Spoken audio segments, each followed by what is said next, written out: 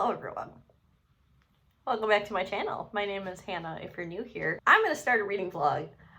Reading has been hard the last couple of weeks. If you saw my September wrap up, struggling to enjoy my hobbies, and we're gonna rectify that. We're gonna have good reading. I'm gonna bully myself into having a good time. This is also probably not the best time to do a reading vlog because my husband and I got a PS5 and we've been playing Baldur's Gate 3 for hours and hours and hours every single night, and we are both obsessed. We are both having so much fun. We're both like original characters. I love the game so much. I have never played D&D before. I have no idea what's happening, but one thing I do know for sure is that I am obsessed with the twink vampire. I digress, but I am enjoying that video game so much, and I'm like, you know what? I can squeeze in a book or two amidst playing this video game. I'm maybe 10% into Brandon Sanderson's Secret Project number 4, the final published secret project for the year. I've had a great time overall with these secret project books, and I will be reading more of this in this vlog. If you don't want to know anything about the secret projects and be completely spoiler free, I will catch you in the next video. This is called The Sunlit Man. Sunlit Man. And we open with this character, and he has transported himself from somewhere, and he's landed on this planet kind of hard, and he seems to be really struggling. He's on the run from somebody, something, some organization. He's on the run. He lands on this planet and he's like, I feel like crap. His name is Nomad. He seems to have some cybernetic or technological augmentation. He has like a voice in his head, which is like a supercomputer named Ox or Auxiliary. Love Ox already. I love like an AI character. And this planet is weird. Like every planet in the Cosmere, this planet is weird. He immediately gets grabbed by this group of people and he doesn't understand their language. And he gets essentially thrown in chains immediately. And the interesting thing about this planet is they were gonna leave him to die. And he was like, oh, the sun is coming up and all the people are freaking the F out. And apparently the sunlight is so strong on this planet that it essentially like incinerates anything in it. It's like a death ray, essentially. The sun is a death ray. So like we're slowly learning that like these people have to plant crops every single day and then harvest a couple hours later because all the plants die. Like the plants have adapted. So it's a really interesting world that we're on. And the other interesting fun part is that we have already seen or heard Nomad talk about the magic of the Cosmere, and I'm trying to be slightly vague but also a little specific. He talks about his magic. He's depleted on investiture. He doesn't have a lot of magic ability at the moment. He needs to absorb some power. He makes a swear word that comes from a different book or a different world. So I'm thinking, is he from that planet? You know, it's a little hint as to where Nomad might be from. All that to say that there are sprinklings of Cosmere connections in this book too, which is pretty fun. I'm enjoying it so far. I'm a little surprised at the opening of this book because it is near identical to Secret Project number 2, where the main character wakes up and he's like splooted on the ground, transported to this world. He has, you know, and he has amnesia. Although in this one, Nomad doesn't have amnesia, but in that one, it was the handbook, Wizard's Guide to Surviving Medieval England. So I'm like, the parallels are like not super intriguing. Like you can. Brandon Sanderson has written so many books and they all feel so unique, but this opening is literally like identical. I also have a couple of ebooks out from the library. I've got a historical romance and a cozy fantasy, and I don't really know what I'm in the mood for. I might like switch back and forth between those two. I'll let you know once I settle on one, and then I'll be able to give you thoughts and feelings about my ebooks. The Sunlit Man is audio. I'm at the same angle, but it's several days later. So, Mood Reader strikes again, and the library also strikes again, because ignore essentially everything I said in the first clip of this video. So I'm 50% of the way through a completely different book. I actually started Emma by Jane Austen because my library hold came in for it. Completely different vibe from Brandon Sanderson. And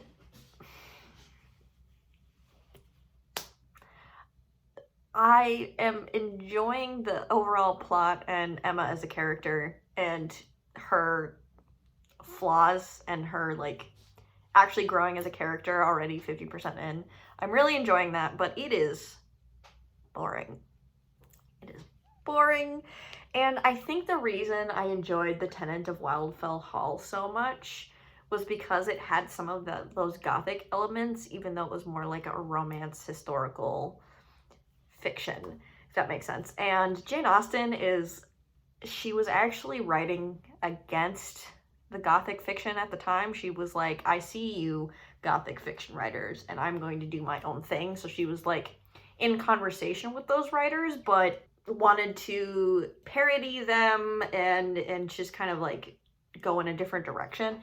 And so, but I want to read, it is spooky season, so I want to read gothic things, I want to read spooky things, and I want to read cozy things. So I want to finish Emma because I think it'll be worth it, but I am not in the mood for it at the moment. So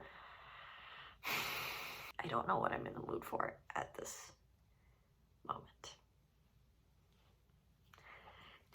Chaos. Can you even hear me if I film a clip outside with it this windy? Chaotically, I have picked up a new thing, and I'm 50% of the way through a novella called The Castle of Otranto, which is the grandfather, or like supposedly the first gothic novel ever written in like 1760-ish.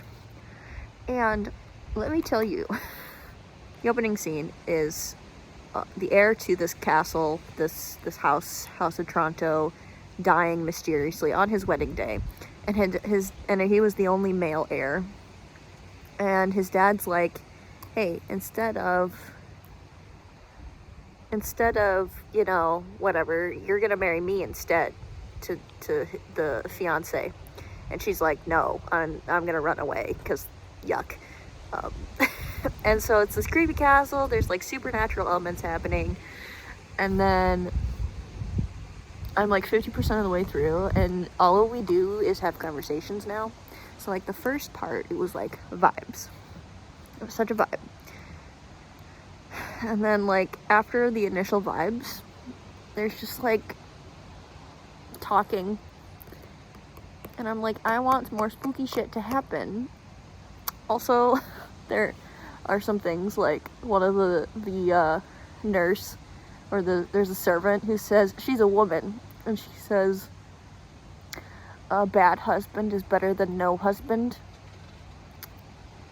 So like, that's not great, but I was enjoying the vibes of this, and then it got real boring. So it's so short, it's only like 120 pages, and I only have like an hour left listening to it on audio. So I'm probably just gonna finish it because it is so short, but like, is this a must read? I don't think so. If you're interested in the gothic horror genre, maybe, just to see what the first one was like, but is it good? No. Hello, and here is a reading update while I eat my beef stew for dinner. So I finished The Castle of Otranto. Big sigh. Don't know if I was coherent in the last clip, but essentially the first 50% was really great vibes, and then the second 50% got really boring, and I really didn't like the plot that was happening in the second half, it kind of turns into like, well, who's the rightful heir in the first place? Instead of like, I don't know, more dark themes, more dark plot points happening. I was kind of expecting that.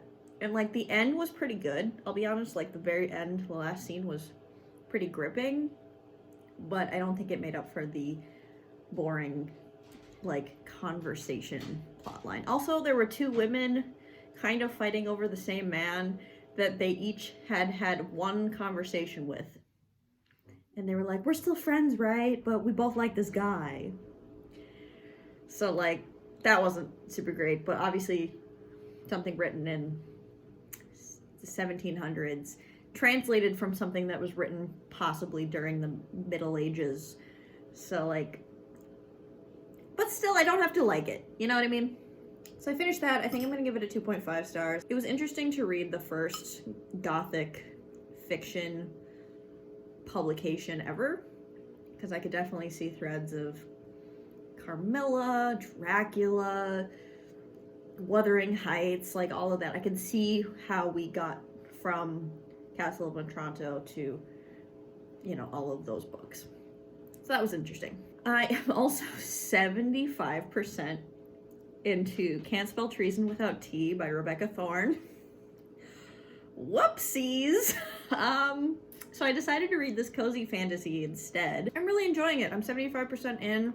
This is about Reyna and Chianthe, who are girlfriends, secret girlfriends in the beginning. Reyna is a Queen's Guard, and Chianthe is the most powerful elemental mage, and she's like the head elemental mage, so she's kind of a big deal. And in the beginning of the book, Reyna is tired of protecting this spoiled, entitled, kind of psychotic queen, and she finally had enough. And the two of them decide to run off together and open a tea/bookstore on like neutral territory. So in the book, they're already in the relationship. They've been dating for 2 years.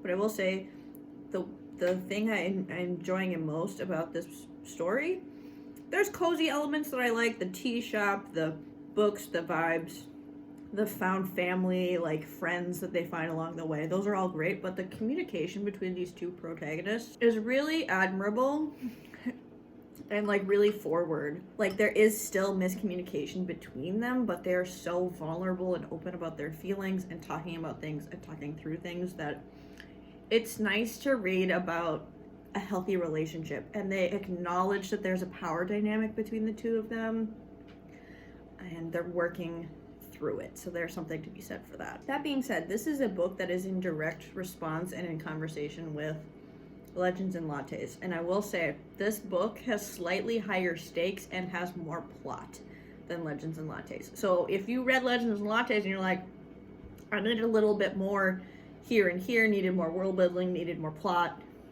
needed more going on, I think this is actually a really good book in conversation with that one and actually expands on the genre a little bit and is more fantasy. That being said, I'm 75% in, and I know there's a sequel, but I was kind of hoping this book would wrap up with a nice bow.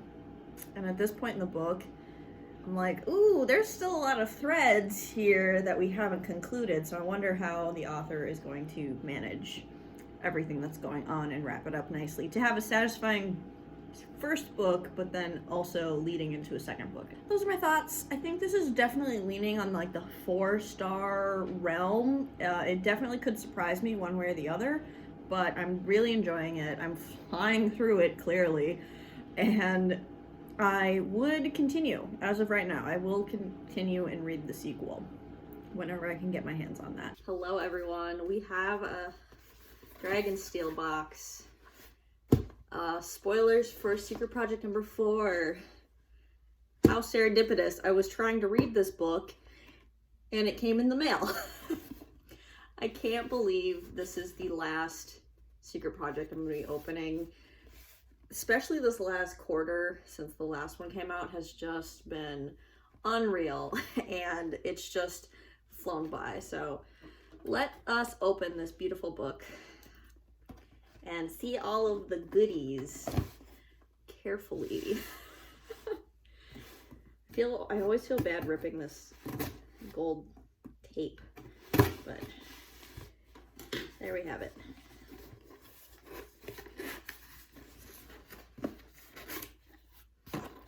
You get to see it first.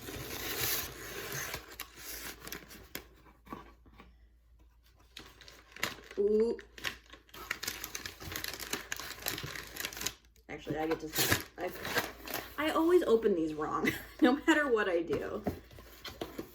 I'm not a very good YouTuber in that way. First, you get, who's this? Who is it? Who is it? Is it Kaladin? It's Kaladin! We've had some really great characters. Shallan, Kaladin, Vasher, and Vin. Some of the quintessential main characters. Let me take it out of the package so you can see it a little bit better. Kaladin is the main character in the Stormlight Archives, one of the many main characters. Here, can you see it a little bit better?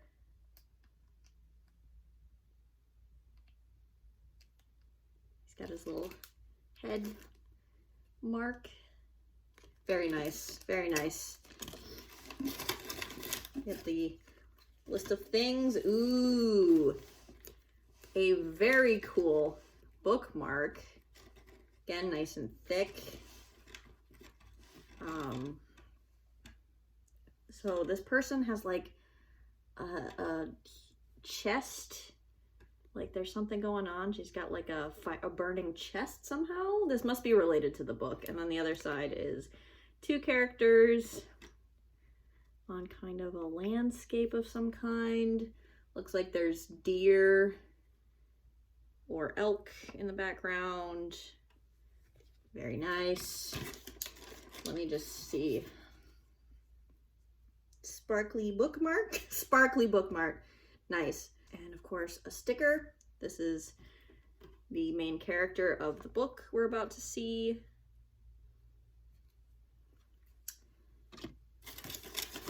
Ooh. Oh! It's got black edges. I don't know why I had that reaction, but this book just in the package just floored me. Oh my gosh, like it's just the black and the red and the gold is so bold with the black edging. Okay, I'm deceased. You can see Nomad, our main character, also has something going on with his heart. I'll have to read further into the book to figure out what's going on there. Let me open it up and we can look at some of the illustrations together too. I still really love Tress. Tress might still be my favorite, but like visually, this is a striking cover.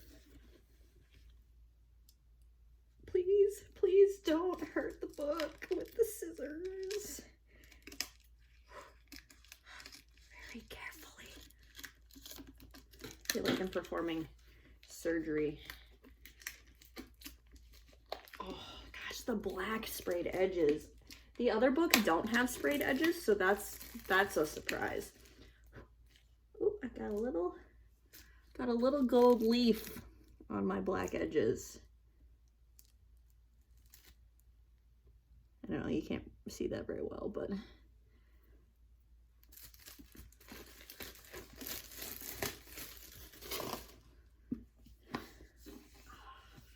soft.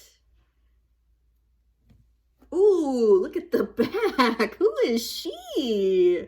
I don't know who she is, but I might like this back cover even better. These are floating cities. Very cool.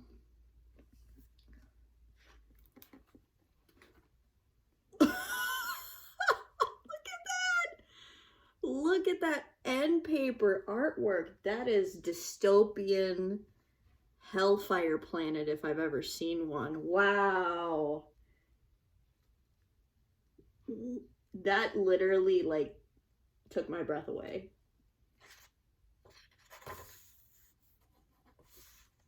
And then of course some of the lettering is in red and black. Red and black, all of his books that he's written. So beautiful. I don't know. I say this every time, but these books, the production quality is insane on these. I mean, for $41 million, they better be incredible, you know what I mean? List of the illustrations. Acknowledgements. I just want to show off, here's the chapter headings. These books are incredible. I feel like the words are actually really big on the page. Oh my god, the end papers on the other side.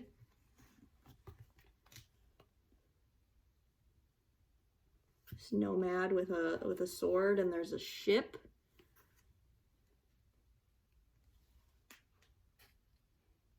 Again, speechless, stunning. Oh, okay. Ooh, so the artwork is kind of very on brand, red and black, but like kind of sketchy. You can see like the sketch lines. Very nice. Let's see if I can show you one more picture before we get into spoiler territory. I don't want to show you too much, obviously. Nice. The pages are thick. Oh, and this is the lady from the bookmark. So this one's different. It's a full color, full page. That's interesting. We've got different art styles, and it's on different paper. It's actually on like a waxy paper. Yeah, and then we go back to like the sketchy style. So interestingly, that it says there's 3 artists, illustrations by Otranto Souza, Nebetsi Zitro, and Kudrakin. So I'm wondering if they like, oh my gosh, I just flipped to another image, but it's like way at the end of the book, so I don't want to spoil myself or you. So I'm wondering if like the illustrators like took turns, or if they worked on the pieces collaboratively and they all came up with like all of the images together, if that makes sense. But oh, wowie wow. Especially the black sprayed edges, I think really make this one particularly special. In the lineup of all of the books, this is the most, I guess, striking, and I love the back. Now I feel obligated to actually finish the book in this vlog. Maybe I'll do that. Maybe I'll spend the rest of the night reading. I'll finish Can't Spell Treason Without Tea, definitely, and I'll make more progress in The Sunlit Man. Another update before I finish The Sunlit Man. I thought I'd give you some of my thoughts and feelings. It's okay. It's very action-packed and plot-heavy, and that's typically not something I'm drawn to necessarily. So this one is just okay. I like the world building. I love the magic system that we are playing with a lot. This is the most Cosmere of all of the secret projects. This one has a lot of connection. If you haven't read Stormlight Archive, don't read this one. This is like, you read after you've read Stormlight Archive, definitely. I'm enjoying it enough to keep listening to it, but it's not pulling me in. I'm not incredibly invested. At like the 80% mark, I'm practically almost done with it. It's been a nice listen, but hasn't been my favorite read overall. Okay, I finished The Sunlit Man, and I did like it better than I thought. This is not a standalone book. You have to read like everything in the Cosmere to get to this point, but I think it's worth it. It's a pretty great story with a character we've seen before, which is kind of fun. And the ending was great, as it always is. The journey was maybe a little rocky for me, but I did ultimately enjoy my time reading this book. So I think I'm giving it like a weirdly specific 3.75. because I gave Frugal Wizard's Handbook 3.5, and this is definitely better than that one. In order for me, it's Tress of the Emerald Sea, which I gave 5 stars, then Yumi and the Nightmare Painter, which I gave 4 stars, then Sunlit Man 3.75, and then Frugal Wizard's Handbook 3.5. So that's my personal ranking. Finally, I have finished Emma. We can be done with this blog. If anyone is still watching at this point, you're the real one. I finished Emma, and it's a 3-star read. It was so long and boring. There were a few characters that were literally like just could not stop talking, and the other characters in the book were like, wow, this person just goes on, and I'm like, you could edit that out, you know, like come on. This was like 550 pages for a 300-page plot. I love Emma as a main character. She was flawed, she was manipulative, she was spoiled, but she grows. She recognizes her privilege and the things that she does wrong, and she apologizes for it and does better. And that's great. Love Emma. Her book needs editing. Oh my gosh. And I wish her nothing but the happiness with who she ends up with, but dear God. So for me, Pride and Prejudice is a 4-star. I think there's more plot in that book, and it's just a little bit more interesting. And then this is like a 3-star. I wish I loved it more. I wish it was more like a 4-star, but it was such a slog. That last 50% of the book, I was like, this is just dragging on. Let's wrap everything else up. I finished The Castle of Otranto. This is a 2-star read. Gothic horror at its infancy. Pretty boring, but some good vibes overall. I did finish Can't Spell Treason Without Tea, and I didn't really say when I finished it, but that's because my thoughts and feelings hadn't really changed from that update that I gave about it, whereas I was saying it's 4-star vibes. It is a 4-star read. Don't know how the author can wrap it up in one book, still leaving more for a sequel. The plot does not end. I personally don't think this is a I don't think this book stands on its own super well. The main plot that happens really doesn't get resolved at all. They're on another adventure. So if possible, try to read these 2 books, the first book and the second book, Can't Spell Treason Without Tea, and then A Pirate's Life for Tea, back to back, because it's really like one story in my opinion. So that's why I gave it a 4-star. I really liked my time reading it though. I just don't think as a standalone book on its own it really holds up. And then of course The Sunlit Man.